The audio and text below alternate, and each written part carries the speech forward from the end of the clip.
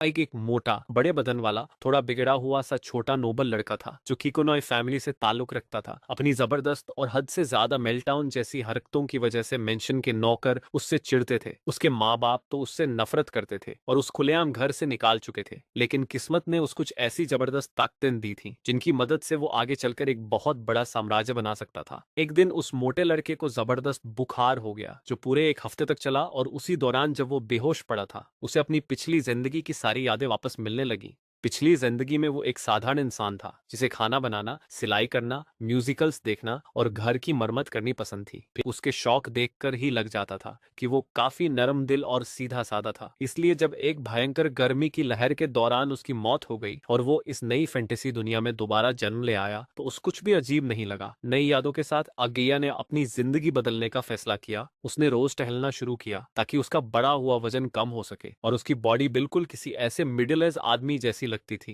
जिसे शराब छोड़ देनी चाहिए। धीरे धीरे उसका वजन थोड़ा कम हुआ, लेकिन उस पता था कि उसे अपनी डाइट पर भी काम करना होगा। और उसे ये भी समझ आ गया कि मेंशन के नौकर सिर्फ इसलिए उसकी खराब हरकतें सहते थे क्योंकि उन्हें पैसे मिलते थे। उसके माँ बाप कभी उसके पास नहीं रहते थे, ना ही उसे अच्छे संस्कार सिखाए, और जब वो लगभग मर ही गया था तब भी वो उससे मिलने नहीं आए।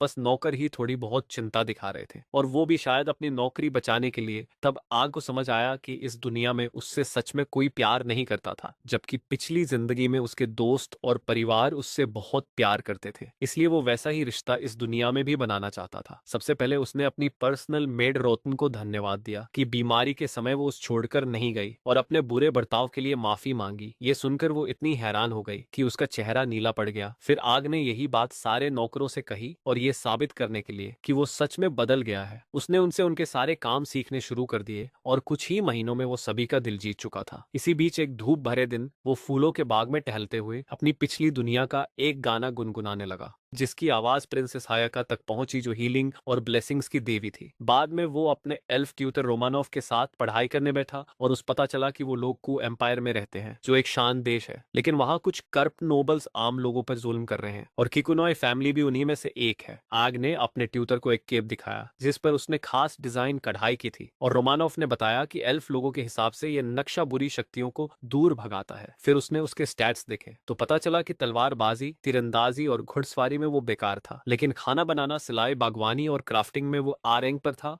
और उसके पास ग्रीन हैंड और ब्लू हैंड जैसे खास ट्रेड्स भी थे जो खेती और काम में मदद करते थे। इसके बाद मैजिक की क्लास हुई, लेकिन आगाया सामने आने वाली एक्सरसाइज में संघर्ष करता रहा, और जब क्लास खत्म हुई तो वो फिर गार्डन में जाकर गाने लगा। इस बार हायाका खुद उसके सामने प्रकट हो गई, और इतनी बड़ी शक्ति को देखकर वो एक घुटने पर बैठ गया। देवी उसके गाने से खुश हुई और उसने उसके सिर के पीछे जमे मैजिक नर्व्स खोल दिए, जिससे बहुत दर्द हुआ, लेकिन अब वो मैजिक इस्तेमाल कर सकता था। और जाते जाते देवी ने कहा कि वो रोज आकर उसके लिए गाना गाए। जब वो वापस आया तो रोमानव हैरान रह गया क्योंकि उसके पास अचानक मैजिक आ चुका था और लिखा था कि वो हायाका का प्रिय है। अगाया ने बस इतना बताया कि देवी को उसका गाना पसंद आ गया था और उसी वजह से उसे ये शक्ति मिली। अगली बार जब उसने फिर गाया तो देवी ने कहा कि वो सुर में नहीं गाता और उसे एक म्यूजिक टीचर की जरूरत है, और तभी मौसम अचानक बदलने लगा। उसे आसमान देखने की इच्छा हुई तो देवी ने यहाँ तक कह दिया कि वो उस स्वर्ग भी ले जा सकती है। उसी समय रोमानव वहां आ गया और देवी से माफी मांगते हुए बोला कि वो उसका ट्यूटर है, और जब उसने ये सुना कि देवी उस स्वर्ग ले जाना चाहती है तो वो डर गया था। लेकिन हायाका समझ गई कि अगाया अपनी पिछली जिंदगी की यादें किसी को नहीं बताना चाहता, इसलिए उसने रोमानोव के सामने ये कहकर बात संभाल ली कि वही उस दूसरी दुनिया का वो गाना सिखाने आई थी। रोमानोव समझ गया था कि अगाया ऐसी बात किसी को क्यों नहीं बताना चाहता। लड़के को इस बात का अपराध बोध हो रहा था कि उसकी वजह से देवी हायाका को झूठ बोलना पड़ा, लेकिन उसने उसे भरोसा दिलाया कि सब ठीक है। फिर भी रोमानोव को उसकी बदतमीजी की कीमत चुकानी पड़ी, इसलिए हायाका ने उसे आदेश दिया कि वो सबको यही बताए कि वही उस दूसरी दुनिया का गाना सिखाने वाला है, क्योंकि एक एल्फ का देवताओं का गीत जानना कोई अजीब बात नहीं मानी जाती। उसने अगाया को अपना गाना बेहतर करने का हुक्म भी दिया और फिर वो वहां से चली गई। इसके बाद स्टूडेंट और ट्यूटर वापस मेंशन आए, जहां रॉटन मियर ने उन्हें बताया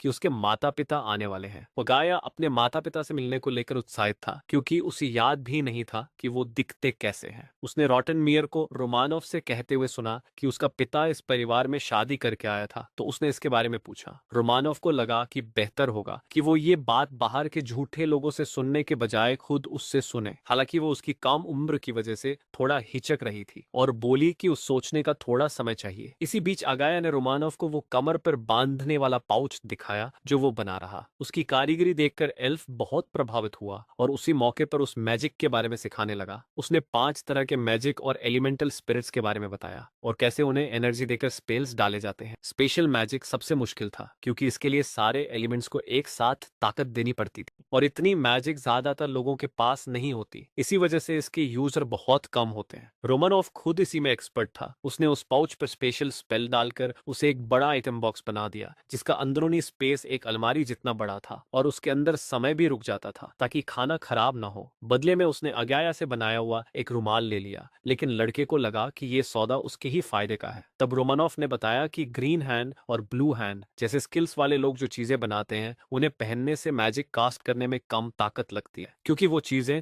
खुद मैजिक देती हैं। अगाया का बनाया हुआ केप उसकी मैजिक लागत 50% कम कर देता था और वो रुमाल देने से ये और भी बढ़ जाएगा। ये सुनकर अगाया हैरान रह गया। बाद में वो हायाका के लिए गाना गाने गया और उसने एक ओपेरा का गाना चुना। देवी उस शानदार परफॉर्मेंस की कहानी सुनकर इतनी प्रभावित हुई कि उसने उसकी यादों में झांक कर वो सब खुद देख लिया और बहुत खुश हुई। शुक्रिया के तौर पर उसने उसे एक बहुत बड़ा आड़ू दिया। जब बहुत खुश हुई शुक्रिया के तौर पर उसने उसे एक बहुत बड़ा आड़ू दिया। जब वो वापस आया तो रॉटनमेयर और रोमानोव उसका इंतजार कर रहे थे क्योंकि मेड उसे उसके परिवार की सच्चाई बताना चाहती थी। उसके पिता एक गरीब नोबल परिवार से थे जिनकी हालत इतनी खराब थी कि कई बार खाने का भी इंतजाम नहीं हो पाता था। एक बॉल में उसकी माँ मिली और उसे उससे प्यार हो गया जबकि वो पहले से ही किसी और से सगाई कर चुका था। लेकिन उसकी माँ ने इतना दबाव डाला कि वो सगाई टूट गई क्योंकि कोई भी किकुनोय फैमिली का दुश्मन नहीं बनना चाहता था। दोनों की शादी हुई और अगले साल वो प्रेग्नेंट हो गई। कानून के मुताबिक अगर किसी नोबल कपल का बेटा पैदा हो जाए तो वो अलग नहीं हो सकते। उसके पिता ने इसी का फायदा उठाया और अपनी पुरानी मंगेतर को साइड पीस बना लिया। वो किसी दूसरे मेंशन में रहने लगा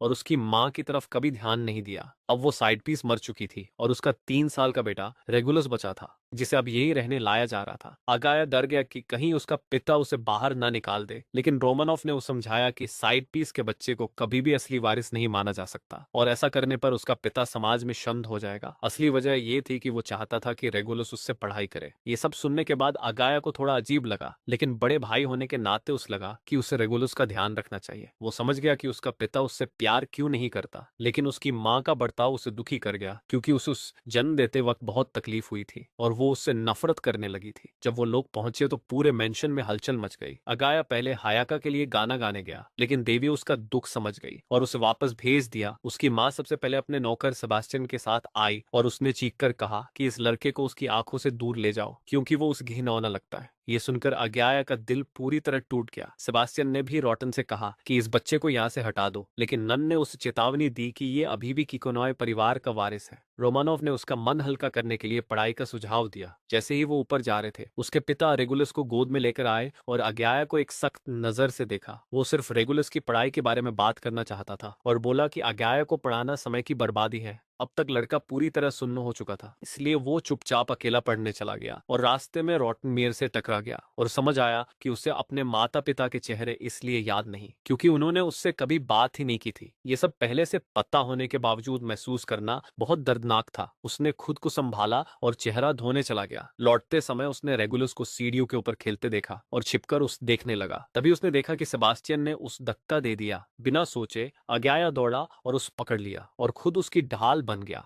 दोनों की आंखें मिली और अगाया को एक ऐसा भविष्य दिखा जिसमें रेगुलस उसे अपना भाई मानने से इनकार करके उसे खत्म कर देता है। अगली बार जब उसकी आंख खुली तो वो बिस्तर पर पड़ा था और उसका शरीर दर्द कर रहा था। एलिस उसे देखकर माफी मांग रही थी कि वो रेगुलस पर नजर नहीं रख पाई और रॉटनमेयर ने उसे डांटा क्योंकि वो उसकी देखभाल करने वाली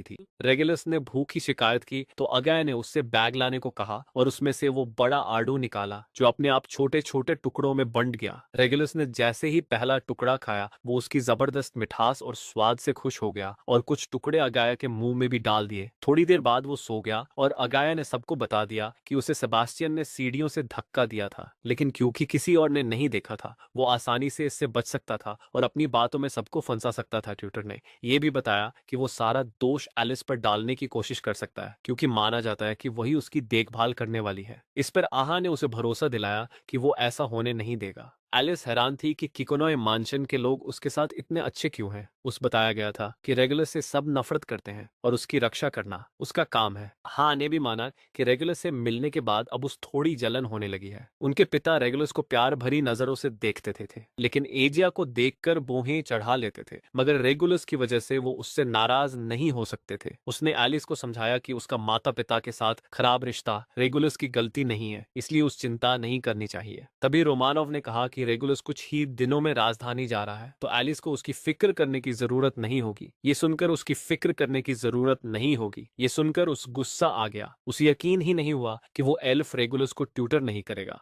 रॉटनमेयर ने उस डांटने की कोशिश की लेकिन उसने उसे अनदेखा कर दिया और कहा कि रोमानोव का मालिक तो किकोनॉय परिवार का मुखिया है, इसलिए उसे उनकी बात माननी चाहिए। रॉटन ने एलिस के बदतमीज बर्ताव के लिए माफी मांगी लेकिन रोमानोव को यह सुनकर हंसी आ गई कि वो सोचती है कि कोई मामूली काउंट उसका मालिक हो सकता है। नौकरानियां वहां से चली गईं और एलिस को एहसास हुआ कि वो गड़बड़ कर बैठी है। वहीं आशो सोचने लगा कि उसका ट्यूटर आखिर कितना बड़ा इंसान है। थोड़ी ही देर बाद उस मोटे से लड़के को हैरानी हुई कि उसकी सारी चोटें पहले ही थी। जवानोव ने याद किया कि उसके गिरने के बाद वो हायाका से मिलने गया था और उसने कहा था कि उसे एक आड़ू खाने दो, सारे घाव ठीक हो जाएंगे। किसी को यकीन नहीं हुआ कि सिर्फ एक फांग से इतना असर होगा, लेकिन रेगुलस ने पूरा ही आड़ू खा लिया। फिर सबको माता पिता ने बुलाया और जब रोमानोव ने गेहा को अपनी गोद में बैठाया तो वे थोड़े झुंझला गए। पिता ने एलिस की बदतमीजी के लिए माफी मांगी और माँ ने खुद को उससे अलग कर लिया। तभी पता चला कि रोमानोव एक तय किया गया इंपीरियल हीरो है। इसके बाद माता पिता के बीच इतना गंदा झगड़ा हुआ कि माहौल किसी लोकल टीवी सीरियल या रोड साइड ड्रामे से भी ज्यादा खराब लगने लगा।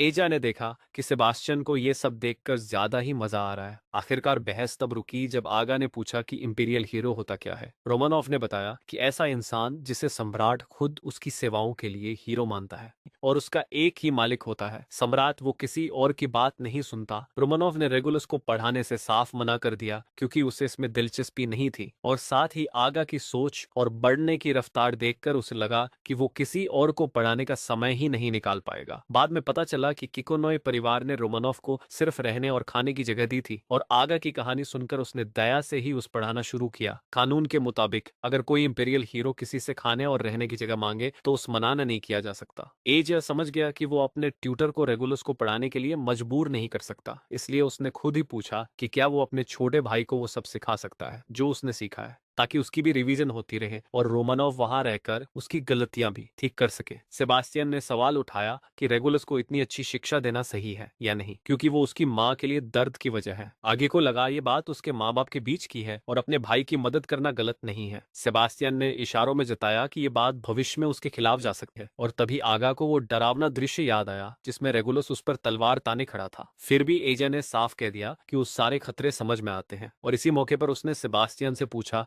कि क्या उसने रेगुलस को धक्का दिया था, लेकिन उसने इनकार कर दिया। तब आगा ने कहा कि वो उसके असली रूप को याद रखेगा और अपनी वसीयत में इसका जिक्र करेगा और वो कागज रोमानोव को देकर रखवाएगा। ये सुनकर माँ गुस्से से तिलमिला गई। बड़े बेटे ने पिता से ये भी कहा कि रेगुलस की पढ़ाई का खर्च वो अपनी जेब से दे, क्योंकि किकोनॉय परिवार की संपत्ति शुरू से माँ की थी, इसलिए उसका इस्तेमाल करना गलत होगा। उसने पिता को अपना खुद का बिजनेस शुरू करने को भी कहा ताकि आगे चलकर वो रेगुलस को देकर वो अपना भविष्य और परिवार बसा सके। पिछली जिंदगी की यादों का जरूरत से ज्यादा इस्तेमाल करने की वजह से आग को चक्कर आने लगे और वो रोमानोव और सेबास्टियन से बोला कि माता पिता जो भी फैसला ले उस लिखित में दर्ज करे ताकि वो कानून के मुताबिक मान्य हो। इसके बाद वो बेहोश हो गया और पूरे एक दिन बुखार में पड़ा रहा। ठीक होते ही वो रेगुलस के साथ हायाका से मिलने गया और परिचय के बाद उसने देवी का शुक्रिया अदा किया कि उस साथ आने का मौका मिला। उसने जमीन पर एक कपड़ा बिछाया ताकि सब आराम से बैठ सके। तभी हायाका की नजर उसके कागज के बने सारस पर पड़ी और उसने इसके बारे में पूछा तो एजा ने उसे बनाकर दिखाने का फैसला किया। वो इतना खुश हो गई कि उस तोहफे में लेना चाहा,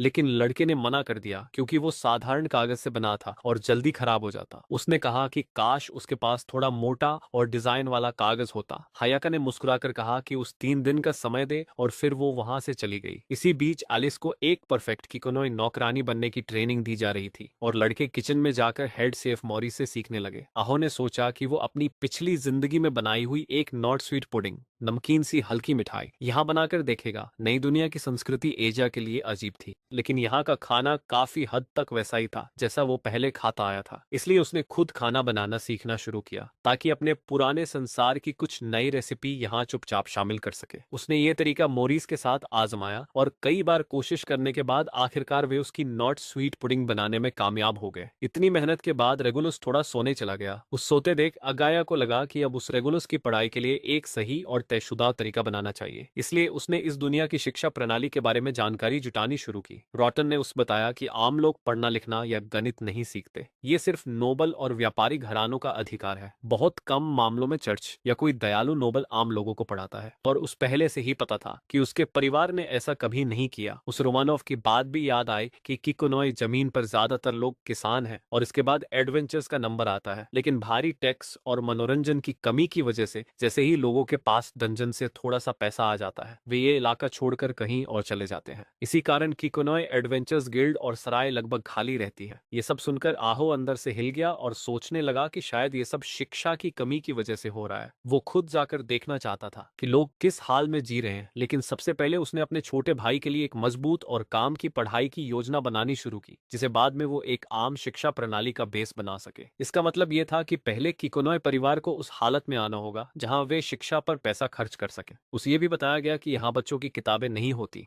क्योंकि आमतौर पर ट्यूटर खुद ही पढ़ाने का सामान तैयार करता है। नौकरानी ने बताया कि रोमानोफ ने उसके लिए ऐसी किताबें इसलिए नहीं बनाई क्योंकि वो पहले से ही पढ़ना और लिखना जानता था। इसलिए उस लगा कि बेकार की मेहनत है। उसके बजाय उसने एजिया की मैजिक को बेहतर बनाने और उस दुनिया के बारे में सिखाने पर ध्यान दिया। अब एजिया को समझ आ गया कि उस रोमानोफ इतना दिलचस्प इंसान क्यों लगता है। उस मोटे लड़के को खुद लगने लगा कि जैसे वो धोखा कर रहा हो, क्योंकि उसके पास पिछली जिंदगी की यादें थी। फिर भी उसने अपनी क्रिएटिव स्किल्स का इस्तेमाल करके रेगुलस के लिए एक इंटरेक्टिव किताब बनाई जिसे छोटा लिका बहुत पसंद करने लगा और वो एलिस के साथ मिलकर उस पढ़ने लगा। रोमानोफ को भी उसकी आम लोगों को शिक्षित करने की योजना के बारे में पता चल गया। तो एजिया ने बताया कि वो चाहता है कि बॉर्डर्स के अंदर ज्यादा टैलेंटेड लोग तैयार हों जिससे भविष्य में इलाके का विकास हो सके। उस एल्फ ने भी इसे एक अच्छा निवेश माना क्योंकि इससे आगे चलकर गाया के पास ज्यादा काबिल लोग होंगे जब वो इस जमीन का लॉर्ड बनेगा। हालांकि एजिया ने अपने ट्यूटर को भरोसा दिलाया कि वो ऐसा कुछ सोचकर ये नहीं कर रहा, जबकि अंदर ही अंदर उस लगता था कि एक दिन उसका छोटा भाई ही उसकी जान लेगा। रोमानोफ ने मजाक उड़ाते हुए कहा कि उसके लिए इतना सारा फंड जुटाना लगभग नामुमकिन होगा, जिससे आहो थोड़ा चिढ़ गया। लेकिन कहीं ना कहीं उसे भी पता था कि उसका मेंटर सही कह रहा है, इसलिए उसने फिलहाल वो सब छोड़कर हायाका से मिलने का फैसला किया और वहां उस पता चला कि सजावटी कार्ड ईगोर ने बनाए थे।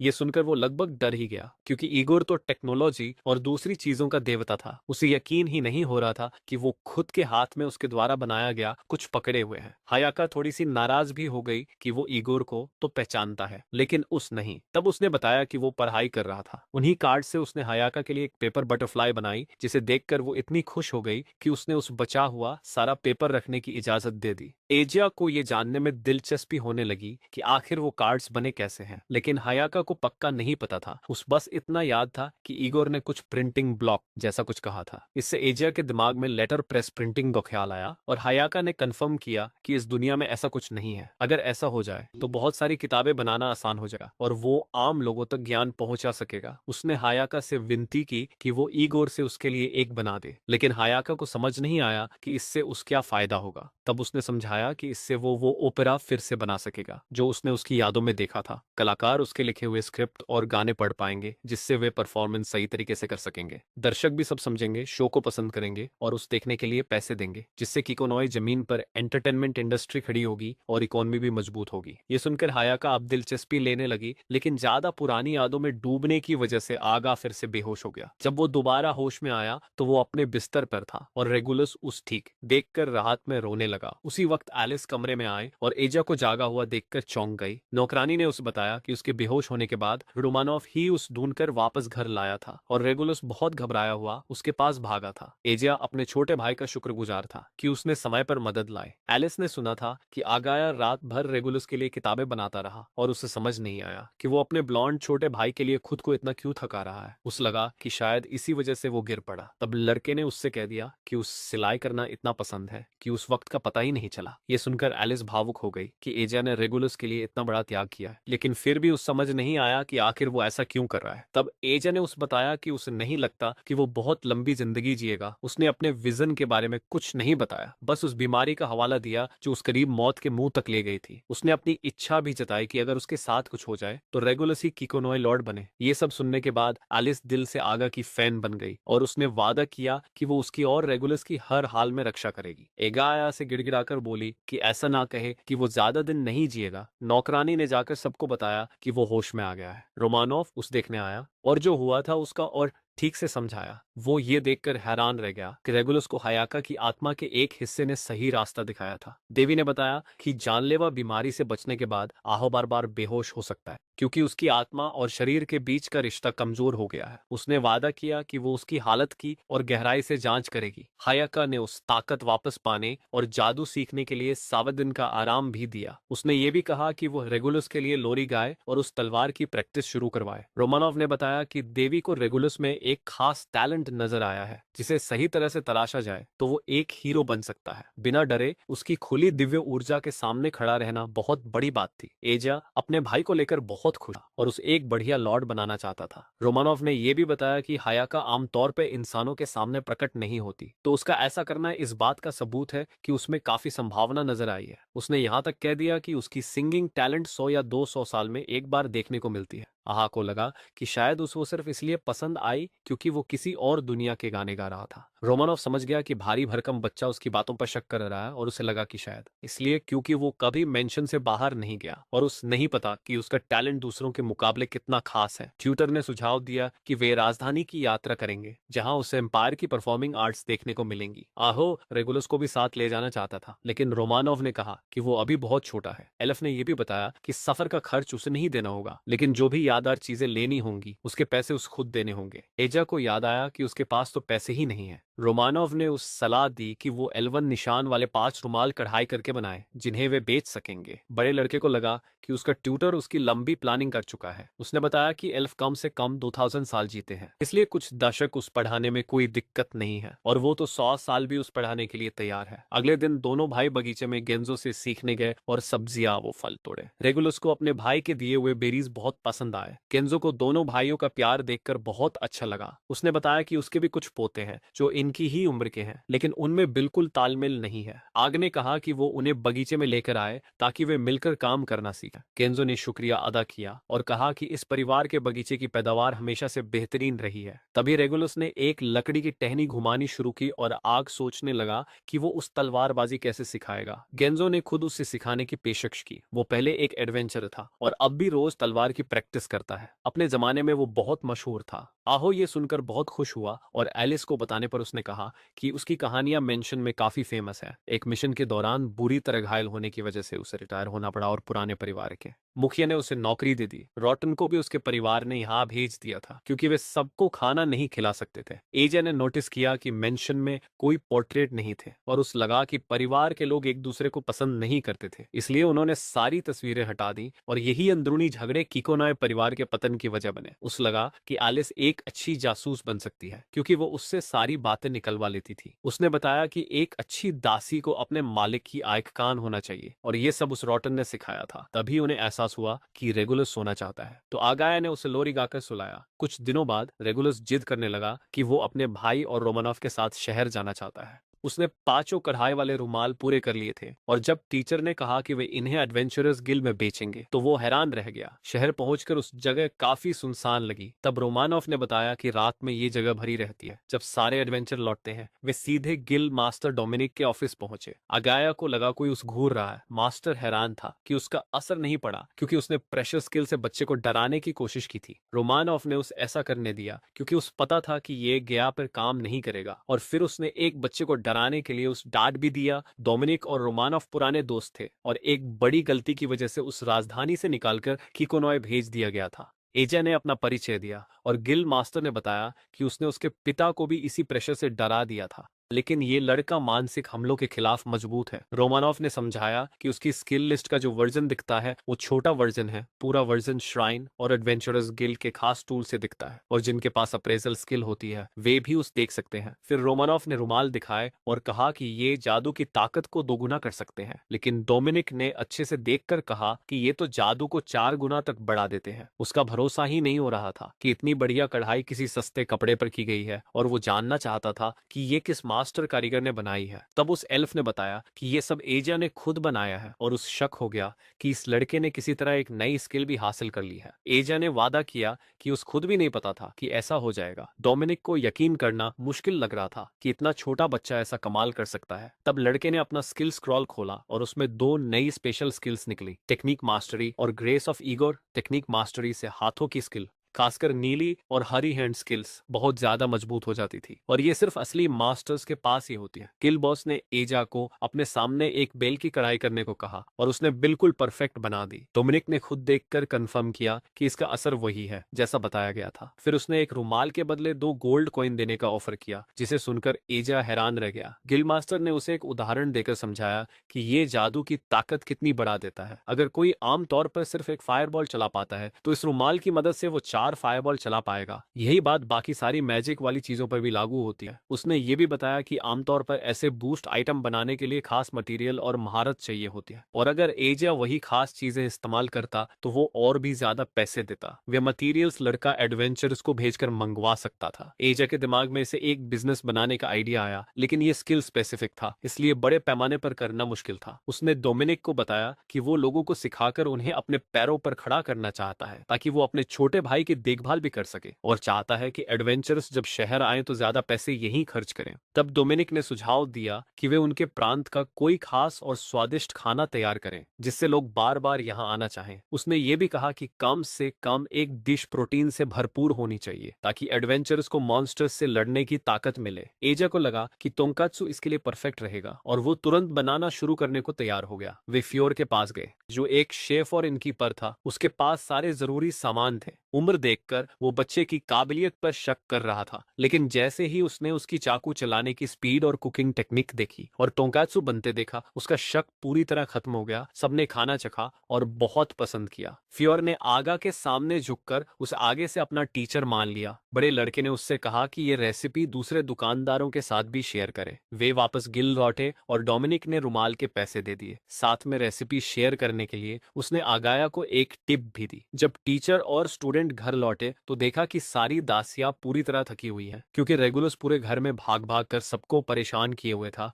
कि उसका बड़ा भाई कहाँ चला गया। वो सिर्फ तब शांत होता था जब उसकी तलवारबाजी की ट्रेनिंग होती थी। घर का हाल जानने के बाद आगा पॉरिस को बताने गया कि उसने एडवेंचर गिल्ड के साथ रेसिपी शेयर की है। कुछ दिन बाद वो और रोमानॉफ राजधानी के लिए निकले, और ट्यूटर ने टेलीपोर्टेशन मैजिक से उन्हें पल भर में वहां पहुंचा दिया। वे एक स्टडी रूम में पहुंचे और सबसे पहले आगा ने देखा कि वहां खाली म्यूजिक शीट्स बिखरी पड़ी थी। रोमानॉफ ने बताया कि ये विक्टर की हैं, जो एक बहुत ही महान एल्फ म्यूजिशियन है, जिसे दुनिया के बेस्ट इंस्ट्रूमेंट प्लेयर में गिना जाता है। ये सुनकर बड़ा लड़का उससे मिलने के लिए एक्साइटेड हो गया। बाहर निकलते ही उन्होंने उस किसी से बहस करते सुना। रोमानॉफ अपने स्टूडेंट को लेकर अंदर गया, और विक्टर एजा को देखकर और भी खुश हो गया। वो उस गाते सुनना चाहता था, लेकिन पीछे खड़ी लाल बालों वाली एक लड़की मारिया इस बात से थोड़ी चिड़ी हुई लग रही थी कि सारा ध्यान इस लड़के को मिल रहा है। आहा ने अपना परिचय दिया, और रोमानॉफ ने पूछा कि मारिया कौन है। विक्टर ने बताया कि वो उससे सिंगिंग सीखने आई थी, लेकिन उस सिखाने में दिलचस्पी नहीं थी। मगर एजा के आने से उसका मूड अच्छा हो गया, और उसने उससे भी सिखाने का मन बना लिया। मारिया ने जब जाना कि वो एक हीरो के सामने खड़ी है, तो वो खुशी से फैन गर्ल बन गई। लेकिन जब विक्टर ने उस वही गाने को कहा तो वो थोड़ी नर्वस हो गई, क्योंकि वो एक प्रोफेशनल सिंगर थी जो नेशनल थिएटर में गाने वाली थी। फिर भी उसने बहुत बढ़िया गाया, जिससे आगा और रोमानॉफ दोनों इंप्रेस हो गए। लेकिन विक्टर समझ गया था कि वो थोड़ा सुर से हट गई थी, और एजा बस विनम्रता दिखा रहा है। फिर ट्यूटर ने अपने स्टूडेंट को भी गाने के लिए कहा, ताकि मरिया भी उस फीडबैक दे सके। एजा आगे आया और उसने अपनी पिछली जिंदगी का एक गाना गाया, जिसे सुनकर विक्टर और मरिया दोनों मंत्रमुग्ध हो गए। मरिया इतनी इंप्रेस हुई कि उसने उस नेशनल थिएटर में अपनी परफॉर्मेंस देखने का न्योता दे दिया। उसका स्वभाव बदलता देख विक्टर ने भी फैसला किया कि वो उसके परफॉर्मेंस डे तक उस ट्रेन करेगा। करेगा। उसके जाने के बाद असली बात शुरू हुई। विक्टर 2 महीने बाद एजा की सिंगिंग क्लास शुरू करने के लिए तैयार था और उस फीस नहीं चाहिए थी। बस इतना चाहता था कि हायाका से इजाजत मिल जाए ताकि वो दूसरे वर्ल्ड के गाने लिखकर और परफॉर्म कर सके। वो सिर्फ एक बार सुनकर ही वो गाना बजाना सीख गया था जो एजा ने गाया था। एजा को पूरा भरोसा था कि प्रिंसेस इसकी इजाजत दे देगी। फिर वे तीनों मार्केट गए जहां लड़के ने कुछ मसाले खरीदे ताकि घर जाकर करी बना सके। कुछ कुछ वैसे ही जैसे हमारे यहाँ गरम मसाला डालकर शानदार ग्रेवी तैयार की जाती है। रास्ते में वे देवी देवताओं के मंदिर भी गए जहां उनकी मूर्तियां उन लोगों की बताई हुई शक्ल पर बनाई गई थी जिन्होंने उन्हें देखा था।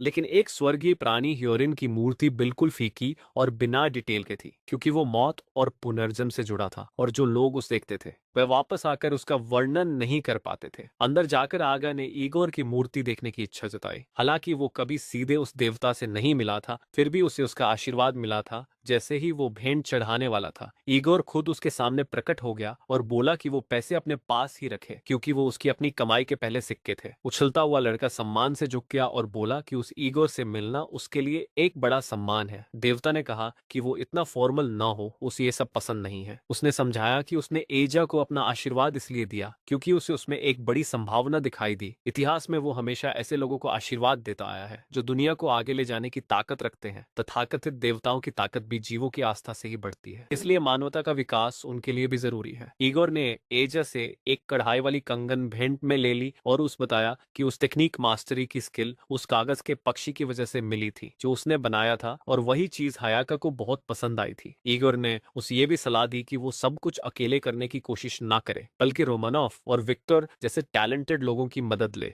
ताकि उसका सपना पूरा हो सके। ईगोर के जाने के बाद दोनों एल्व्स ने माना कि उन्होंने ये सब अपनी आंखों से देखा था और विक्टर ने बताया कि ये उसकी जिंदगी का पहला मौका था जब उसने किसी देवता से मुलाकात की। उसने आगा को म्यूजिक स्कूल शुरू करने की बात करते हुए सुन लिया था ताकि वो आगे चलकर एक म्यूजिकल बना सके और ये बात सुनकर वो उसकी मदद के लिए पूरी तरह तैयार हो गया। इसके बाद स्टूडेंट और ट्यूटर घर लौट आए। आहा ने विक्टर से वादा किया कि वो मरिया के कॉन्सर्ट के टाइम फिर से राजधानी आएगा। लड़के ने हवेली के सब लोगों के लिए राजधानी के मशहूर बिस्किट तोहफे में लाए और जो मसाले वो लाया था वो मॉरिस को दिए। हेड शेफ ये देखकर हैरान रह गया क्योंकि उसने ऐसे मसाले पहले कभी नहीं देखे थे। सब मिलकर खुश हो गए कि अब वे इनसे चावल के साथ करी बनाएंगे और ये उनका स्पेशल डिश बनेगा, कुछ वैसे ही जैसे हमारे यहाँ घर में खास मसाले डालकर बनाई जाने वाली करी होती है। इसके बाद एजा रेगुलस की ट्रेनिंग देखने गया। उस डर था कि कहीं उसका छोटा भाई गेंजो की ट्रेनिंग में घायल न हो जाए क्योंकि वो उस काफी जोर से उछाल रहा था। लेकिन रेगुलस हार मानने को तैयार नहीं था। अचानक उसने इतना जोरदार वार किया कि गेंजो को रास्ता बदलना पड़ा और जमीन तक टूट गई। इसके बाद रेगुलस रोने लगा क्योंकि उसके हाथ में बहुत दर्द हो गया और ये देखकर एजा हैरान रह गया। थोड़ी देर आराम के बाद एजा ने अपने और अपने भाई के लिए हेयर पिन्स बनाए। अगली बार जब वे हायाका से मिलने गए तो उसने उन हेयर पिन्स में काफी दिलचस्पी दिखाई, लेकिन जब आगा ने उस तुरंत देने से मना कर दिया तो वो थोड़ा नाराज हो गई। उसने समझाया कि वो उसके लिए एक और भी खास हेयर पिन बनाना चाहता है, इसलिए उस थोड़ा इंतजार करना चाहिए। ये सुनकर उसका गुस्सा शांत हो गया और उसने उसे अपना लूम दे दिया ताकि वो उससे और अच्छी चीज बना सके। वो स्वर्ग की फैशन आइकन थी और हमेशा सबसे आगे रहना चाहती थी। एजा ने विक्टर के लिए म्यूजिक इस्तेमाल करने की इजाजत मांगी और हायाका ने हाँ कर दी क्योंकि इससे म्यूजिकल बनाने में मदद मिलेगी। फिर उसने बात बदलते हुए अगाया की बीमारी का जिक्र किया। उसने ह्योरन से पूछा और उसने बताया कि उस सोल सेपरेशन डिजीज है, इसका कोई इलाज नहीं था और इसे बढ़ने से रोकने का बस एक ही तरीका था कि वो अपनी मैजिक नसों को ट्रेन करे जिससे शरीर और आत्मा का रिश्ता मजबूत बना रहे। हायाका ने बताया कि जब वो गाते समय अपनी मैजिक नसों पर फोकस करता है तो वो यही प्रक्रिया पहले से कर रहा है। वो चाहती थी कि वो बेहतर हो जाए ताकि वे दोनों साथ बैठकर म्यूजिकल देख सकें। एजे ने कहा कि शायद ये उसकी लाइफ में पूरा नहीं हो पाए लेकिन वो अपनी तरफ से पूरी कोशिश करेगा। हायाका ने वादा किया कि अगर वो मर भी गया तो वो उसकी आत्मा को संभाल कर रखेगी जब तक इंसान म्यूजिकल बनाना न सीख लें ताकि वे एक दिन साथ में देख सकें। उसने रेगुलस को खाने के लिए एक साज पीच भी दी और एजे ने वहां एक गाना गाकर अपनी मुलाकात खत्म की। उसी साज पीच से उन्होंने एक ठंडी ठंडी शोरबे बनाई, बिल्कुल जैसे गर्मी में कुल्फी खाकर राहत मिलती है। घर पहुंचकर आगा ने सबको ये शोरबे दी। एलिस ने सबसे आखिर में खाई और उसे बहुत पसंद आई, लेकिन जब उसे पता चला कि ये साज पीच से बनी है तो वो डर के मारे लगभग बेहोश ही हो गई, जैसा रिएक्शन पहले रोमानोफ का भी हुआ था। मोटे से लड़के ने थोड़ी सी शोरबे बचाकर रख ली ताकि अगली बार राजधानी जाकर विक्टर और मारिया को भी दे सके। इसके बाद वो हायाका के लिए खास हेयर पिन बनाने में लग गया और जब बन गया तो दोनों भाई उस लेकर उसके पास गए। वो उसे देखकर बहुत खुई। उसकी नजर एजा के बैग में रखे एक छोटे हेयर पिन पर भी पड़ी। उसने पूछा तो एजा ने बताया कि वो मारिया के लिए है, जो उसने एक्स्ट्रा कपड़े से बनाया था। हायाका उस छेड़ने लगी, लेकिन उसने कह दिया कि वो उससे बहुत बड़ी है और शायद उसकी पहले से ही सगाई हो चुकी होगी। इसके साथ ही उनकी रोज की मुलाकात खत्म हुई। कुछ दिन बाद ट्यूटर और स्टूडेंट फिर से राजधानी रवाना हुए। एजा ने विक्टर को 100 रुपए दी और वो उसकी तारीफ किए बिना रह नहीं सका। फिर वे मारिया से मिलने निकले, क्योंकि वो अब कोर्ट सिंगर बन चुकी थी। पहले वो दूसरे प्रिंस के लिए काम करती थी, लेकिन अब पूरे साम्राज्य के लिए गाएगी। विक्टर ने पहले ही चेक कर लिया था कि एजा के माता पिता वहां मौजूद नहीं होंगे, वरना लोग गलत मतलब निकाल सकते थे कि वे दूसरे प्रिंस के पक्ष में हैं। जब आगा को ताज और दूसरे प्रिंस के गुटों की बात पता चली तो वो समझ आ गया कि अंदर ही अंदर सत्ता की लड़ाई चल रही है। रोमानोफ ने उससे भरोसा दिलाया कि चिंता की बात नहीं है, क्योंकि वे विक्टर के मेहमान बनकर आए हैं और दोनों एल्व्स वैसे भी इस राजनीति में नहीं पड़ने वाले। जब वे परफॉर्मेंस वाले हॉल में पहुंचे तो आजा वहां की सजावट देखकर दंग रह गया। सीढ़ियां चढ़ते चढ़ते वो हाफने लगा, क्योंकि वो अभी भी थोड़ा आउट ऑफ शेप था। तभी अचानक उन्हें मारिया के कमरे से एक चीख सुनाई दी और सब दौड़कर अंदर पहुंच गए। उसकी मेड ने बताया कि उसने वो पानी पी लिया था, जो हमेशा की तरह दूसरे प्रिंस की तरफ से भेजा गया था, इसलिए उसको कोई शक नहीं हुआ। विक्टर ने चेक करके कंफर्म किया कि मारिया को जहर दिया गया है। वो जानलेवा नहीं था, लेकिन उसकी गले की नसों को जला चुका था। उसने जिम्मेदार इंसान को भी ढूंढ लिया और रोमानोव से कहा कि वो गार्ड्स को बता दे। बाद में पता चला कि अपराधी ने खुद को हमेशा के लिए चुप करवा लिया था। मतलब ये सब पहले से प्लान किया गया था। अच्छी बात ये थी कि जहर उसके शरीर से निकाल दिया गया, लेकिन विक्टर ने जादू से घाव भरने से मना कर दिया, क्योंकि इससे आगे चलकर भारी नुकसान हो सकता था। हेजा को अचानक अपना सहेज पीच 100 रुपए याद आया। उसने थोड़ा सा 100 रुपए मारिया को खिला दिया ताकि उसका दर्द कम हो जाए, लेकिन उससे तो न सिर्फ वो ठीक हो गई, बल्कि पहले से भी ज्यादा अच्छी महसूस करने लगी। जब विक्टर को पता चला कि 100 रुपए सहेज पीच से बना है तो वो करीब बेहोश ही हो गया। नौकरानी डॉक्टर को लेकर दौड़ती हुई आई और मारिया को पूरी तरह ठीक देखकर हैरान रह गई। वो एजा की बहुत आभारी थी। मारिया ने अपनी तैयारियां पूरी कीं और अपने साबुतुर को चौंकाने के लिए तैयार हो गई। हाँ ने उसे वो हेयर क्लिप दिया जो उसने खुद बनाया था, और मारिया ने वादा किया कि वो उसे हमेशा संभाल कर रखेगी। एल्व्स ने बताया कि जो हेयर पिन उसने मारिया को दिया है वो जादू की ताकत बढ़ाता है और उसे हर तरह के बैड इफेक्ट से बचाता है। वो लोग अपनी सीट्स की तरफ बढ़े और सबकी बातें सुन रहे थे कि मारिया को जहर दिया गया था। इतनी जल्दी ये बात फैल जाना साफ दिखा रहा था कि कोई जानबूझकर ये सब फैला रहा है। उन्हें डर था कि कहीं कोई फिर से कुछ न कर दे, लेकिन मारिया ने स्टेज पर आकर बिना किसी परेशानी के एकदम परफेक्ट परफॉर्मेंस दी। अब वो पूरे एम्पायर की सबसे बड़ी सिंगर बन चुकी थी। शो के बाद उसका कमरा तारीफ करने वाले नोबल्स से भर गया, इसलिए एजा ने उस डिस्टर्ब नहीं किया और उसके लिए एक लेटर लिखकर छोड़ दिया। उसने विक्टर को भी बताया कि गॉडेस ने उस दूसरे दुनिया के गानों पर म्यूजिक लिखने की परमिशन दे दी है ताकि उन्हें परफॉर्म किया जा सके। ये सुनकर विक्टर बहुत खुश हुआ। स्टूडेंट और टीचर दोनों ने अपनी ये यात्रा यहीं खत्म की, लेकिन उन्होंने बहुत कुछ सीखा और जमकर मजा भी किया। इसके बाद एजा फिर से हायाका से मिलने जाने लगा। हायाका ने उस डांटा क्योंकि वो बहुत थका हुआ लग रहा था। तब उसने बताया कि वो रेगुलस को सोते समय परेशान नहीं करना चाहता था। फिर हायाका ने मारिया और हेयर पिन के बारे में पूछा। एजा ने उस पॉइजनिंग और साज पीच सोरबे के बारे में बताया। उस लगा कि शायद गॉडेस उससे नाराज होगी,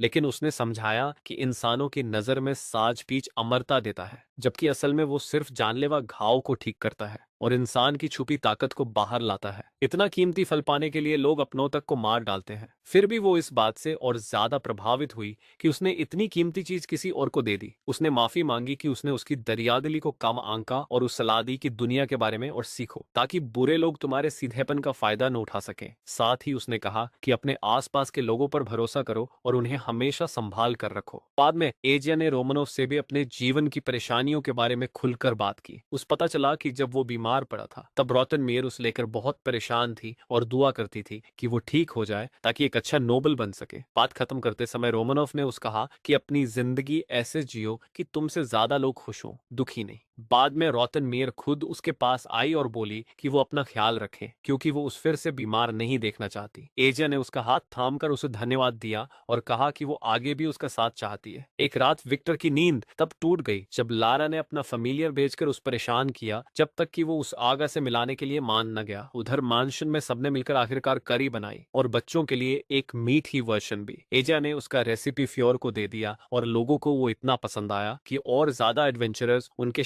शहर में आने लगे। एजा को बस यही देखकर खुशी मिल रही थी कि किकुनोय धीरे धीरे बेहतर हो रहा है। एक दिन वो बगीचे में था जब उस बताया गया कि कोई उससे मिलने आया है। विक्टर लारा को लेकर आया था। वो तीसरी एल्फ थी जो इंसानों को पसंद करती थी। वो आजा से मिलने आई और मारिया का लिखा हुआ एक लेटर भी लाई। एजा को ये जानकर बहुत खुशी हुई कि मारिया ठीक है और लोगों को उसका हेयर पिन बहुत पसंद आ रहा है। लारा पहले मारिया की टीचर रह चुकी थी। जैसे आगा वो भी पहले मोटी और कम आत्मविश्वास वाली थी, इसलिए लारा ने उस डांस और एटिकेट सिखाकर उसका वजन कम कराया। लेकिन उसके पिता ने उस जल्दी लोगों के सामने पेश कर दिया और तारीफों ने उस घमंडी बना दिया। इसी वजह से वो पहली बार में इतनी एरोगेंट लगी थी। लारा ने उस पूरे 5 साल बाद देखा और काफी राहत महसूस की। उसने चाहा कि अब वही ट्रेनिंग आगा को भी दे ताकि उसका वजन कम हो और वो आगे सोशल सिचुएशंस में बेहतर कर सके। एक नोबल होने के नाते उसे ग्रेसफुल चलना और नाचना आना चाहिए। वैसे एजिया को लगा अभी उसके पास काफी समय है। तभी रोमानोव ने बोल दिया कि वो बहुत आउट ऑफ शेप है और यहीं से उसकी ट्रेनिंग शुरू हो गई। उसी दिन भाई बहन फिर से गॉडेस से मिलने गए और आगा ने उसे अपनी एटिकेट ट्रेनिंग के बारे में बताया। लारा ने उसके म्यूजिकल ड्रीम के बारे में सुना और लगा कि डांस सिखाकर वो उस एक्टर्स को बेटर डायरेक्ट करना भी सिखा सकती है। हायाका को उसका स्लिम होता लुक अच्छा लगा और उसे विश्वास होने लगा कि म्यूजिकल बनाने का सपना और पास आ गया है। उसने विक्टर को उसके संगीत के काम के लिए इनाम के तौर पर फर्स्ट एल्फ की एक फ्लूट दी।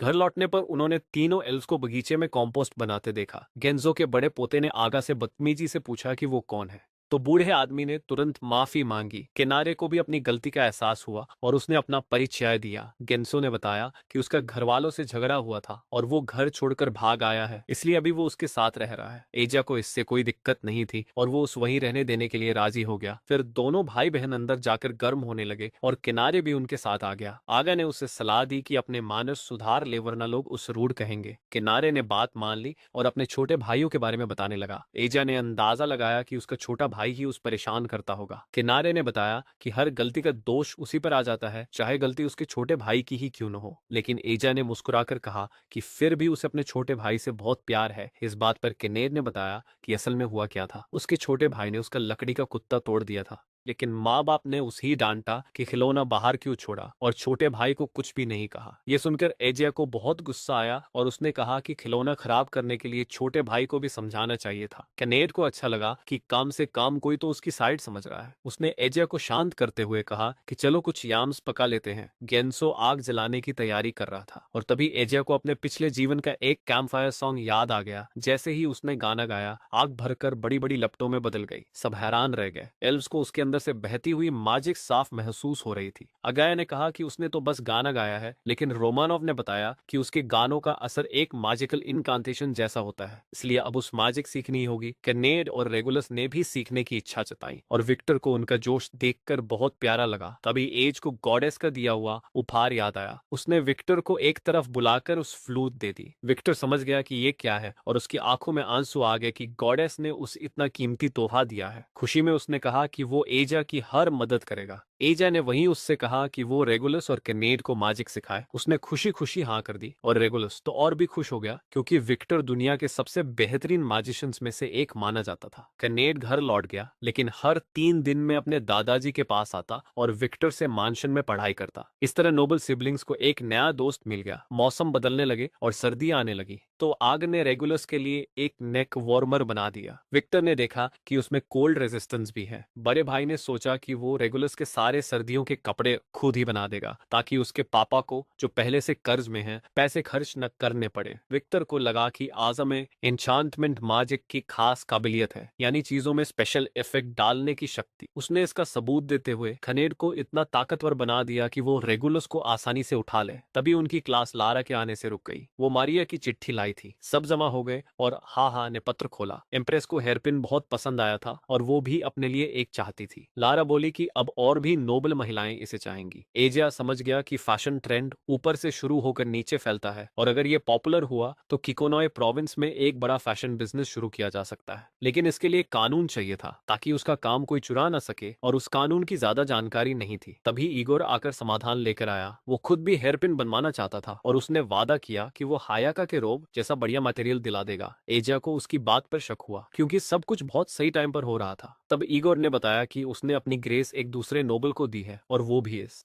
हेयरपिन का फैन है, वो एक दूक का दूसरा बेटा है जो क्राफ्ट्समैन के अधिकार बचाने के लिए नया कानून बनाना चाहता है और उस लागू करने के लिए आहा का हेयरपिन एकदम सही एग्जाम्पल है। वही उस प्लान को लेकर एम्प्रेस के पास गया था। इगोर ने कहा कि वो लड़का भी ठीक एज की तरह है जो आम लोगों को आगे बढ़ते देखना चाहता है, इसलिए वो उसका काम कभी नहीं चुराएगा। ये सुनकर एजा को भरोसा हो गया और उसने डील मान ली। वो जल्दी ही मटेरियल तैयार करके देगा और दूक का बेटा एम्परर और एम्प्रेस को किकुनोय फैमिली के बारे में बताएगा। लेकिन एजा ने मना किया कि ऐसा ना करें वरना उसके माता पिता सब छीन लेंगे। उसने अपनी चीजों को सुरक्षित रखने के लिए एक कंपनी बनाने का फैसला किया और सोचा कि वो अपने इलाके के लोगों को ट्रेनिंग देकर क्राफ्ट्समैन बनाएगा और आगे चलकर लोकल्स को ऑफिस वर्क भी देगा। बस दिक्कत पैसों की थी जिसे एल्व्स ने इन्वेस्ट करके सुलझा दिया। इगोर ने यह भी बताया कि ड्यूक के बेटे को भी अपने पिछले जीवन की यादें हैं। ये सुनकर आह्यो बहुत खुश हुआ कि वो अकेला नहीं है और वो जानना चाहता था कि शायद वो भी उसी देश और समय से हो। इसलिए उसने इगोर को करी पाउडर की एक बोतल दी और उसे बनाने का तरीका इस दुनिया की भाषा और जापानीज दोनों में लिखा। एजिया ने अपनी कंपनी का नाम एफ पापिलोन रखा। बाद में ज्यादा यादें इस्तेमाल करने की वजह से वो गिर पड़ा तो लारा ने उसे आराम देने के लिए फेस मसाज दी। रेगुलस आया और लारा को उसका नेक वार्मर बहुत पसंद आया। उसने बताया कि वो भी एक एडवेंचरर है और ये उस लड़ते समय गर्म रखेगा, इसलिए इसे कंपनी के प्रोडक्ट्स में जरूर जोड़ना चाहिए। रोमानोफ और रॉटन मीर ने एजिया से बात करके उस खतरे के बारे में आगाह किया कि उसकी ये तरक्की कुछ ताकतवर नोबल्स को पसंद नहीं आएगी और वे आम लोगों को ऊपर आता देखकर उस नुकसान पहुंचा सकते हैं। एल्व्स उसकी थोड़ी रक्षा कर सके, बस ये दिखाकर वे उसके साथ है। रेगुलस दुखी था कि एज पतला हो रहा है और पहले जितना नरम नहीं रहा, लेकिन उसने समझा कि उसका बड़ा भाई का हेल्थी होना जरूरी है। कैनेड ने भी मदद करने की बात कही, पर एजा ने कहा कि उसकी सबसे बड़ी मदद पढ़ाई होगी ताकि उसकी सफलता दूसरों को प्रेरित करे। बाद में वो हायाका को सब बताने गया।